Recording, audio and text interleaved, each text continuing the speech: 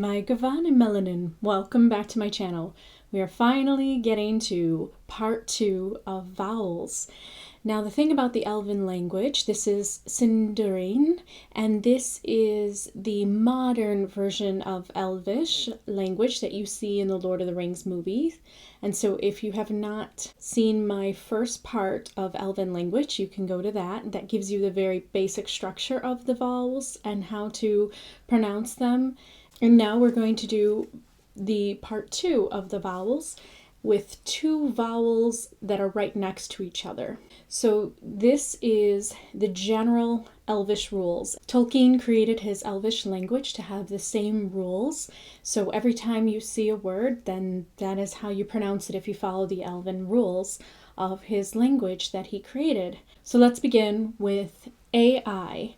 So anytime you see a word with AI, it has the sound of English I. E-dine is like dine, not dane. So anytime you see AI, think of I. It's almost like you just forget about the A and you just say the I.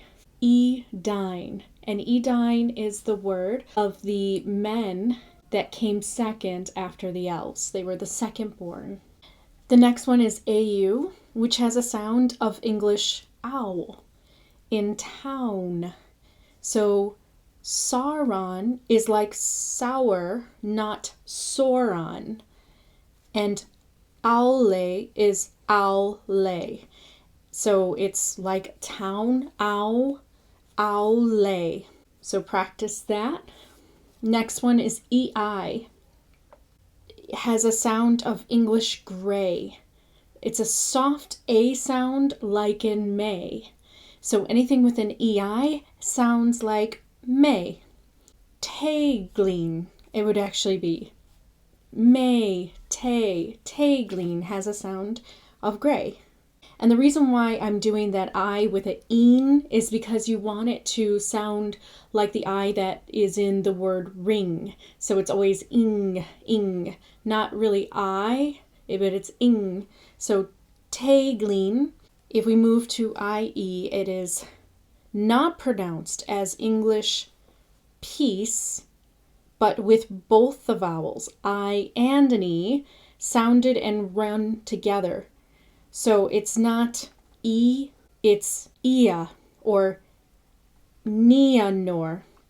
Not Ninor, but it's Nia. So it's Ia. So with the Elven spiritual path, our name is Tia Elda Lieva. So it's the Ia. So that's how you pronounce it. Remember, it's the I and the E separated. Ia. Nianor. And we're not at the consonants yet, but R is always rolled. So it's Nianor. Nianor. And the next one is A-E, which may be pronounced as AI, as in I or dine. So then you can go back to this rule and you could say it like that. So the example, my Gavanin, although it looks like may Gavanin, it's my, because it's I or dine. So it's my Gavanin, and that means well met, which I say in a lot of my videos. And it's ignore. All right, the next set of rules we have is EA and EO. And these are not run together, but they are 2 syllables. And these are combinations that are written as EA with a umlaut above the E, the 2 little dots, and an EO with an umlaut above the E, as in Beor, or at the beginning of names, Ea or Eo, as in Orendiel. So this is the way that you say the Eo. It's always 2 separate syllables that you're going to say it as. And if you see the umlaut above the E, it has an A sound, like Manwe, or Feanor, or what else has an umlaut? Fea, like the spirit. That's the word for spirit for elves.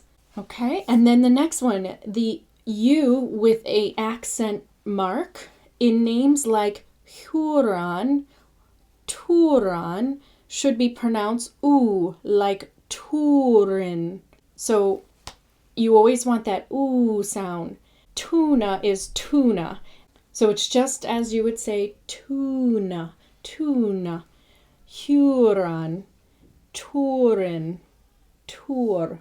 So you're always going to have that U be double O's. Ooh.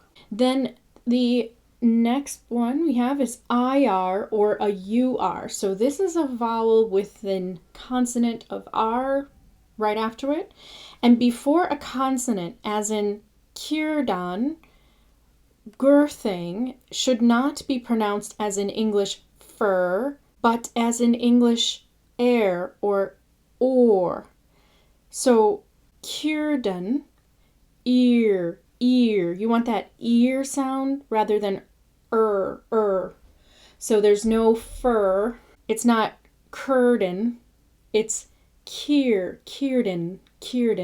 And you're always saying the C with the K, but I'll get more into that with consonants. And the last one is E. At the end of words is always pronounced as a distinct vowel, and in this position it is written as an E with an umlaut. So the two little dots are at the top. It is always pronounced in the middle of words like Celebros or Manygroth. And the reason why I'm saying the O like that is because in the first video I talked about the O having an octopus sound. So it's groth, oth, bra, It's always octopus. So Manygroth, oth. And then Feanor is Fe-anor, because when you have the umlaut above the E, it does change the E to an A sound, as I said up above. E changes to an A sound. So that was part 2 of vowels. So now you can practice Elvish that Tolkien wrote in Lord of the Rings. And now you know how to pronounce some of those words. Just remember those rules and you'll be able to do it. So Namarie, and I will see you all in the next video. Stay tuned for the consonant video coming up soon.